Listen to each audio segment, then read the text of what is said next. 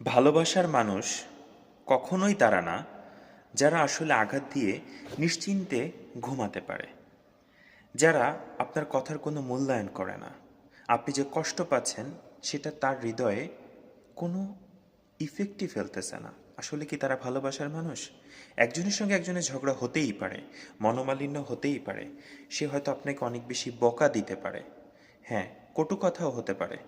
কিন্তু যখন দেখতেছেন এই কটু কথা বলার পরও তার ভিতরে কোনো রিফ্লেক্ট আসতেছে না, আপনি মন খারাপ করে আছেন বা আপনার চোখে জল আসতেছে অথবা আপনি কষ্টে সারা রাত ঘুমাতে পারতেছেন না, কিন্তু তার কাছে এটা কোনো ইফেক্টই আসতেছে না, তার মনে কোনো ঝড়ই তুলতেছে না, আসলে সে কি ভালোবাসার মানুষ? ভালোবাসার মানুষ তো দেখে যে অপোজিট যে মানুষটা আছে সে আমার কথা কতটুকু কষ্ট পেল, সে দুঃখ পেল কিনা, সে নির্ঘুম রাত জেগে আছে কিনা।